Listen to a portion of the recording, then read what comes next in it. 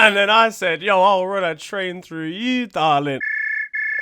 Sorry, yo, hello? John, just want to say, look out. There might be an object flying through the sky. Oh, man, what in the world? That gets Crusaders back on the attack. Mason Hancock, though, puts that one on the train track. Oh, and it's been hammered by the train. A minor inconvenience. Yep, that's it. It's time to cancel all of the damn trains. Man, they cancelled the last train because someone missed a shot. Guess you could argue he needed some more training. Am I right? Because obviously, I'm gonna jump on the tracks, bro. Yo guys, it is your boy Niran here, and you are watching FTW. This, of course, the series where I bring to you the best and more frequently the worst of what the world of football has to offer during the last 7 days. What's been kicking off in the world this week? Well, the UK finally had its general election in which we got rid of the Tories. Oh, yes! Forgive me. Labour are in, lads, but fuck all of that noise. I know where my vote was. A decent chunk of votes went to YouTube's very own Nico Omalana, and he must have been shocked hearing a Reform MP's manifesto for the first time. They're taking our houses, they're taking the lot. And they took your teeth as well. Yeah, they did. Labour gained Chelsea and Fulham during the voting process. The taxpayer's going to be very disappointed realising we've got to spend £163 million on a Brazilian 17-year-old wonder kid. Fuck off! On to the football though now, and lads, it could be happening. England, it might be you. Good morning, England! Watkins turns! Watkins scores! Ollie Watkins! That is wonderful! England are into the final of Euro 2024 against all odds after beating the Netherlands 2-1 in the semi-finals. That thanks to a 91st minute winner from substitute Ollie Watkins. I say against all odds because we've been shit. We turned up when it was required though. We actually played well in this one. But before we get into anything, the build up to this one was overshadowed by a referee appointment. Felix Zweier was named as the referee, a German official who was banned for a short period of time after being involved in a match-fixing scandal. He's the very same referee that Jude Bellingham called out, and Jude's going to be concerned walking out into the centre circle after calling out the very integrity of the most important man on the pitch. Felix will show no sympathy whatsoever when Jude gets clamped 4 minutes in. Yeah, play on. The bribe that he took was €300 back in the day. €300, you know, he sold out for 2 pairs of trainers. Ivan Toney will be attempting to add him to a 375-to-1 7-fold acca to get him on board. But there's one thing that the Netherlands players weren't getting on board. It was the German trains. They were all cancelled, which meant that they missed their press conference before the game. I knew there was someone familiar working at German TfL. You cannot get on this train without wearing a helmet, I'm afraid. Meanwhile, Jordan Pickford was eyeing up another derogatory challenge on Virgil van Dijk. This was an Abu Dhabi 2021 arse matchup, and the Netherlands got the better of the early exchanges as Xavi Simons scored an absolute screamer. Declan Rice was not very active as he lost the ball to the RB Leipzig man. The Keir Starmer had said that he'd be getting updates from people around him during the game. Sir, a first ball has hit the back of the English net, but he'll have been happy with the second update. The news of a controversial penalty being given to England. So I said it wasn't a pen at first. The more I've seen it, it's still soft, but I do kind of get it a little bit, you know, studs up from Dumfries. And Harry Kane would slot away the spot kick to equalise. Maybe it was us that was passing a sneaky tenner over to the referee here. He could be seen laughing with his bribe money at full time. Memphis Depay received the first ever light skin injury. Why are you mewing in this situation? Kind of looking like a sweet one still, though. I did not have sexual relations with that man. I'm just kidding. I did. Possibly. Netherlands midfielder Reindeers was trying to hold things down in the centre like an uneven Christmas sleigh.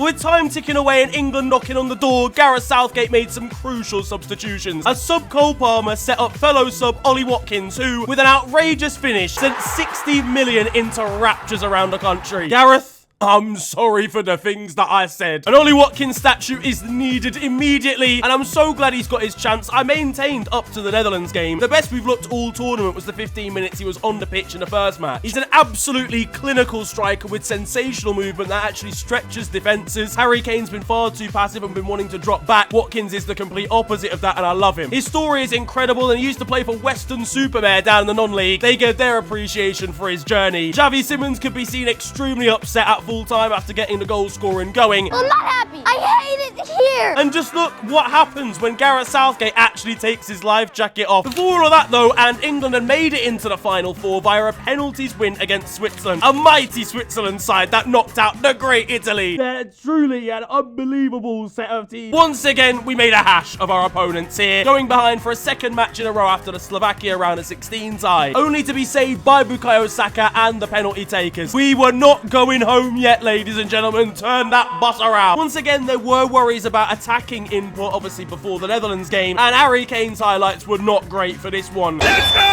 We do have to have a serious conversation about Harold's all-round performance in this tournament, because he's struggling running in behind when a long ball's played in. It was up to Bukayo Saka to do the job here, and he duly delivered. Bukayo Saka here with a successful return to the right wing. Unlike the French this week, Phil Foden even had the nerve to have it rolled into him after the tournament he's had. Bukayo's reaction to that audacity, not too great. What is going on here? Phil's had more kids than goal contributions during this tournament. Do you understand how mental that is? And with that goal, on to penalties we would go. The nation's heart rate was through the roof, and with nerves jangling, Jordan Pickford was worried about saying else. Fuck, did I leave the oven on? He had his trusty penalties bottle on him that told him which ways to dive for certain players, and it worked on Manuel Akanji with a big save from the Everton man. Ivan Toney then arrived with a no-look penalty. He was staring down Jan Sommer from the penalty spot, and the England camp confirmed that he doesn't look at anything that he's doing. Who's in charge? Me or the devil? It would be Trent Alexander-Arnold who would complete the madness, scoring 5 of 5 penalties, once again sending the country into celebrations. One baby witnessed its first limbs in the pub. Meanwhile, Alan Shearer had the best commentary of anyone. Pressure? What pressure? Pressure is for tyres. Oh shit, man, I can't lie, I'm feeling the pressure. Jadon Sancho gave his support to Bukayo Saka over on Insta, saying that he did that for him and Marcus after their misses in the Euro 2021 final. Meanwhile, as for me, I was just surprised I made it through a penalty shootout that involved England without severe depression. I feel great. I'm so happy that I made it through. I'm not dead. Honestly, I didn't think I was going to make it. Plus, and I'm not just talking about Switzerland's flag, it was great to see 5 black men doing the business for England on the international stage. There's bare positive black boys around you making movements. England will be meeting Spain in the final for a chance at the Euro 2024 crown after the Spaniards won 2-1 in a sensational matchup v France. This was a real clash of the titans, even if France haven't been 100% during this tournament. Kylian Mbappe v Lamine Yamal, Stales v Tapas, weekly rioting versus crippling economic disaster. Class sides, and it meant the preparation was oh so important for this one.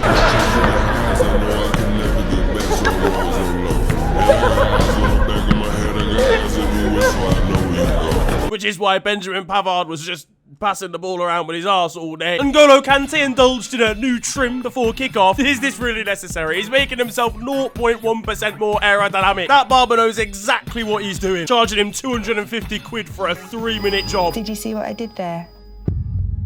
It's a scam. Spain manager Luis de la Fuente confirmed that he only sleeps 4 hours a night during the Euros because there's so much work to do. Poor guy's going to be falling asleep down on the bench. For France, though, and they had a pretty unique way, it's fair to say, of announcing their lineup. I just put a graphic out on Twitter, guys. You don't need to use our... But thankfully for them, Randall Kolo Muani would grab France's first goal from open play, opening the scoring early on here. That would soon be cancelled out, though, by something truly special in today's first goal of the week. Lamine Yamal.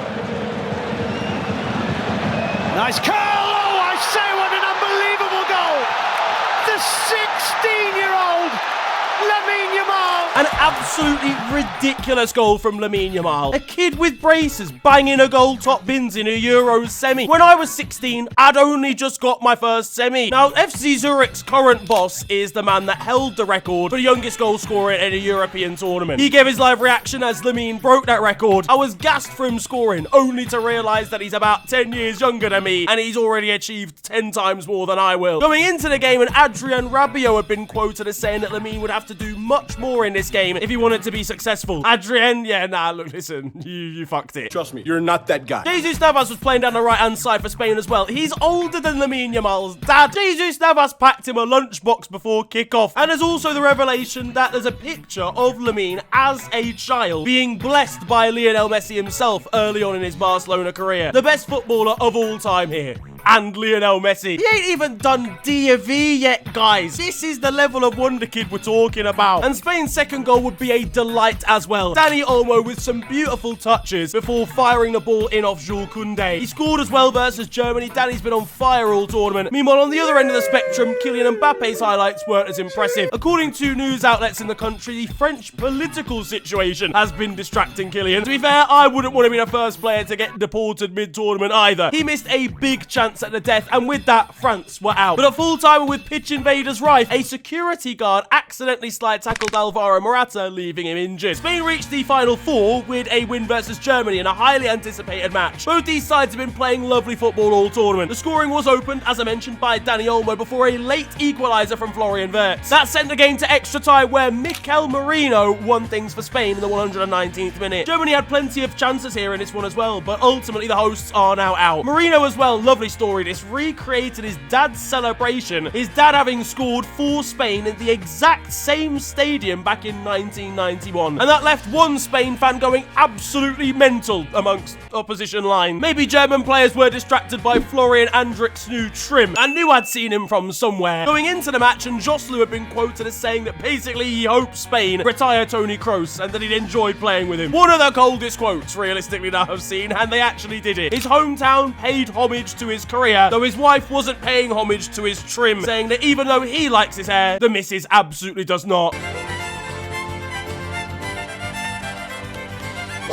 Yeah, nah, it's still shit. There was controversy, though, in this match as Marc Cucurella appeared to handle the ball in the area, only for a penalty not to be given. Can't wait for his next card on FC24, lovely in form. And Marc Cucurella wins the Golden Glove. Negative news, though, for Spain was an injury to Pedri, which rules him out of the rest of the tournament, but it didn't stop the rest of the side from carrying him into the celebrations in the dressing room. France's route to the semis saw them face Cristiano Ronaldo's Portugal and defeat them in a tense penalty shootout. Really big week for Le Pens all across France, to be honest. Honestly, this was Bin Laden stuff from both, truthfully. The still 0-0 segment this week, any game involving the big nations of this tournament. France's results going into the semi-finals were truthfully horrific, and the terrorism continued into the halftime XG stats. The most exciting thing about this game was probably Vitinha giving the referee a yellow card. Get him off the field! Probably deserved for English refs, truthfully. Michael Oliver's going to be suspended for the next game that he officiates, and it might be time for Portugal to suspend Cristiano Ronaldo, who missed a glorious opportunity in this one by an absolute mile. He could be seen exiting the tunnel for extra time, ready to fuck any free kick scenario. It's like he's the manager's son or something. He's driven everyone down, but nobody's got petrol money, so you just gotta let him keep playing. Maybe he's forgotten that he's been missing all these free kicks in the past, like the dementia's kicking in. Although, to be honest with you, Kylian Mbappe isn't that much better. He'll be joining Cristiano Ronaldo for an extra long-range set piece. If you had a free kick shootout between these two teams instead of a penalty shootout, it would last till August. And Cristiano Ronaldo's rating in this game was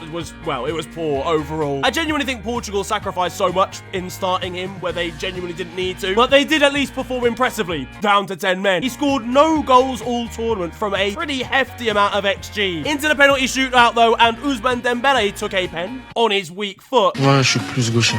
Et les pénaltys, vous les tirez pas du droit? Si. Pourquoi?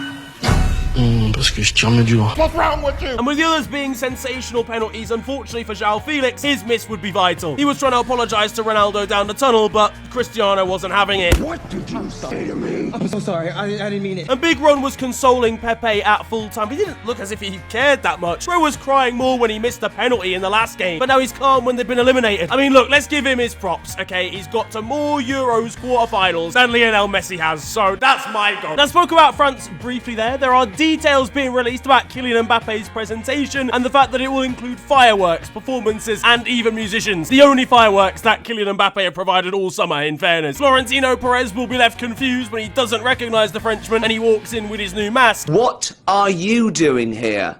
And not in a racist way. And I can't help but feel Kylian will be distracted as Dua Lipa walks out. To be honest, they've blown the budget on his wages, I can't lie. The musician, not going to be as good as he was originally thinking it would be. The shit is wicked on these mean streets. None of my friends speak. We all trying to win. Meanwhile, in the last of the quarterfinals we haven't covered yet, the Netherlands beat a chaotic Turkey side, but a 2-1 comeback. Time was standing still as Turkish fans were watching this one. A train even stopped so the driver and passengers could watch from a nearby screen. Turkish supporters, though, haven't taken the defeat very well. I don't think that's an official medical way of getting around it. Anyone who went to the barbers the day after the loss, I pray for your massacred fades. Speaking of criminal activity, and these Dutch fans even watched the end of the game in jail, and they still have been happy with the result. To be honest with you lads, Turkey, heroes of the tournament. I miss their Chaos Ball already. Now speaking of Chaos Ball, let's head over to Copa America, where Brazil have incredibly been knocked out of the tournament at the quarterfinal stage. On the 10th anniversary of them losing 7-1 to Germany, they've commemorated it by being shit again. Darwin Núñez and Marcelo Bielsa were comforting some of their teammates or fellow colleagues after Uruguay defeated them on penalties here. And to be honest, Brazil didn't deserve to go through. Endrick only completed 1 pass all game, and it was from kickoff. How do you even stay on the pitch for 2 halves of football with these stats? Half shit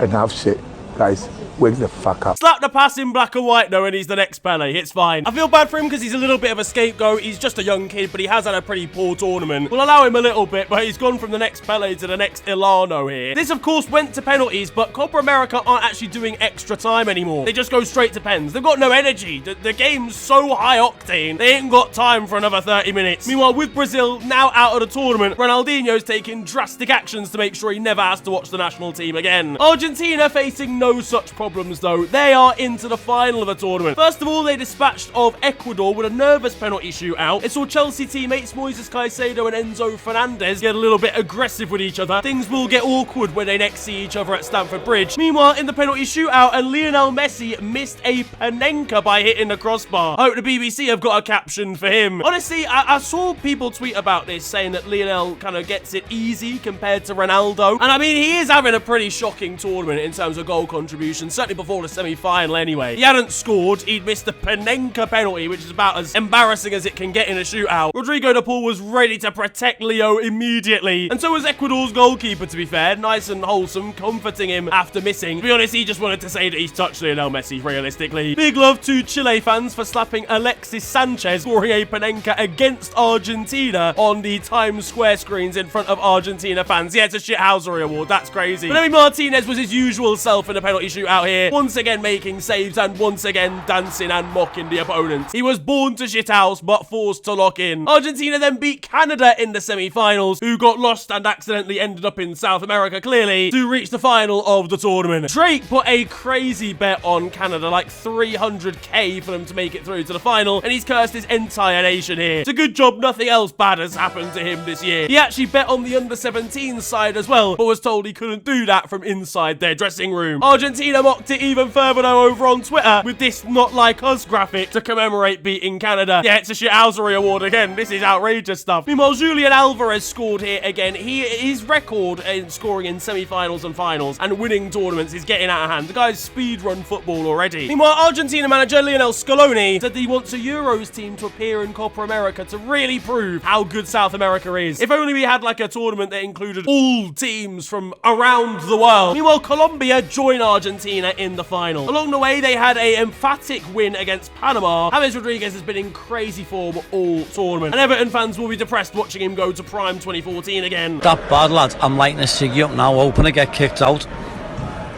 They then dispatched of Uruguay to make the final. Luis Diaz's dad was celebrating wildly in the stands. His kidnappers, I know they were vexed, realistically. Well, please, I've got to do, like, crime and stuff. Like, we're organising our next kidnapping. If you could just, like, stop raving in that. I'll just let him go. Colombia are having an insane tournament. They are on a crazy unbeaten run. But this one was soured by ridiculous scenes in the stands where Colombia fans started to attack the families of Uruguayan players after their victory. This led to Uruguayan players like Darwin Núñez charging into the crowd, physically assaulting and punching Colombian fans to protect their families. But this is a malice in the palace scenario. Darwin was missing punches, no surprise there. But overall, the situation absolutely crazy. Apparently, police were just not in attendance and we're not dealing with the situation. Hopefully some serious sanctions taken on the Colombian supporters. Now, Isho Speed has been roaming around all over the continent of Europe. He found himself meeting Swedish legend Zlatan Ibrahimovic, immediately butchering his name. Zlatan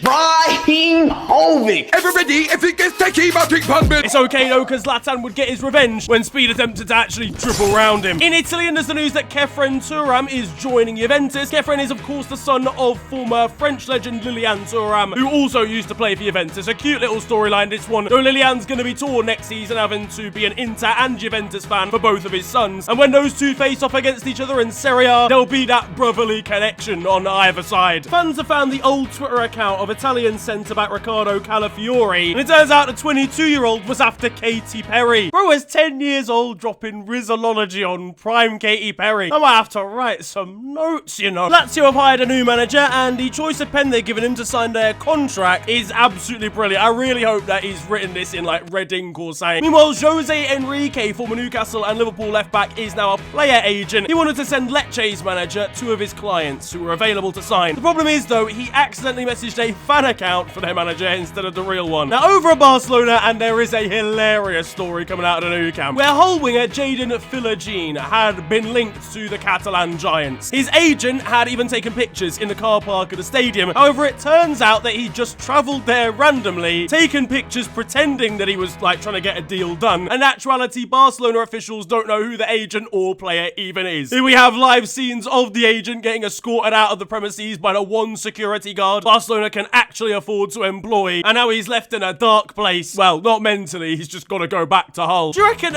anyone from Barcelona has ever seen a football match that involves Hull? To be fair though, Jadon is actually a baller. Tore it up in the Championship this season and is allegedly getting a move to Everton, which he fully deserves. And staying on the theme of Barcelona, they have decided they're going to start selling Nou Camp seats for €200 a pop. These guys are broke.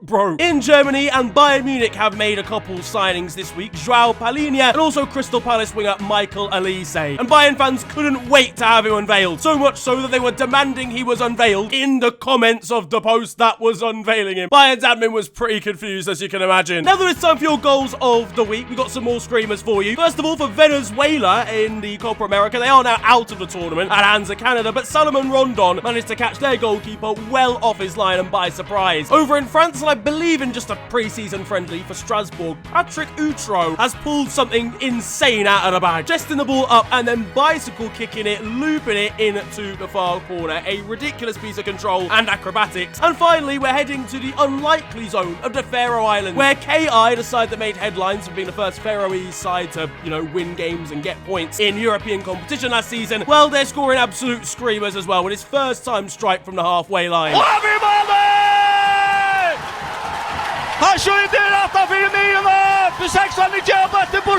Hello all and welcome to The Beautiful Game, the segment where we take a look at the poetic and brilliant side of the game that we love. We are back by popular demand for yet more glorious beauty.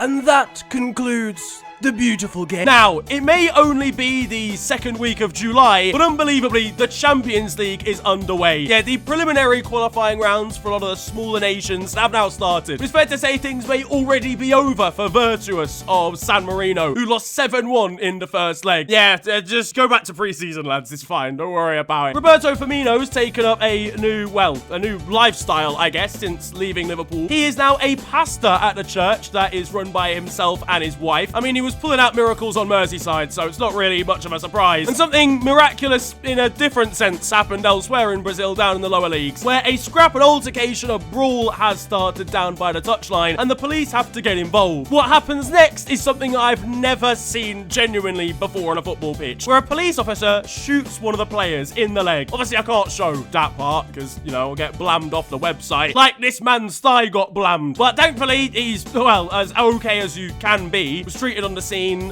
went to hospital and stuff. But wild, absolutely, probably the most South American footballing story that you may well hear. I hope that's not offensive, but it's just always chaos. In Argentina, and there's chaos out on the pitch there as well, as Pucheta, a goalkeeper from the nation playing for San Miguel, decided he wanted to take a penalty with his side 2-0 up. He penenkered it off the crossbar. Unsurprisingly, got grief from his opponents for trying something that outrageous.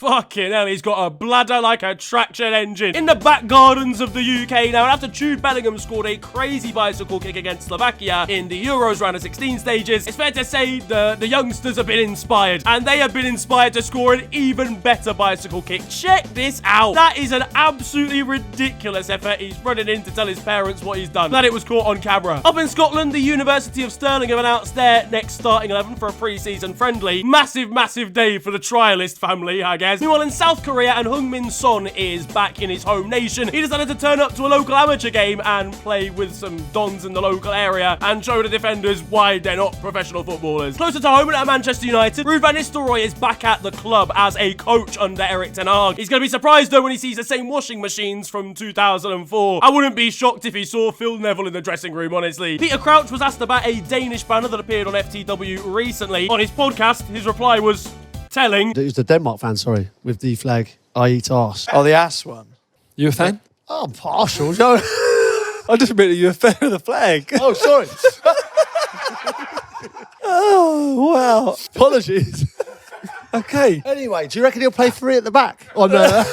Meanwhile, Max Kilman has signed for West Ham from Wolves. It's a good signing. I like Max Kilman. I think he's an underrated centre-back. Probably a loss for Wolves, but a massive gain for the side that he played for before that, Maidenhead. Now, these lot are a non-league side, and they managed to insert a sell-on fee into his contract. I think his signing is £40 million, which means they get a ridiculous windfall. But it's not as high as it should have been. They were forced into reducing the sell-on fee from 20% to 10% by Wolves. Otherwise, they were going to cancel the deal. That is allegedly, but if that's the case, it's ridiculous behaviour, extremely manipulative. But either way, £4 million for a non-league side will still change the football club forever, so we love to see it. Back at KI in the Faroe Islands, turns out their graphics designer must have been working from home today. It's an unfortunate turn of events for this Japanese goalkeeper who, with the ball being played back to him, has lost his footing at the worst possible moment to end up conceding. And talking about losing your footing, elsewhere in South America, we've got some very passionate celebrations going on until the Don who scored has fallen off the fence in front of the fans. Stick to the football. The rock climbing career isn't going to take off, my friend. On the South American theme, and in Brazil, can't help but feel like the fog is going to get a little bit in the way of the viewing experience here. Meanwhile, in League One in the US, not the UK version, we've got a goalkeeper here who might actually just be masquerading as a footballer. I don't personally think it's possible to have this little foot-eye coordination or just general balance and control of your body and also be a footballer. It's crazy. It's a shocker.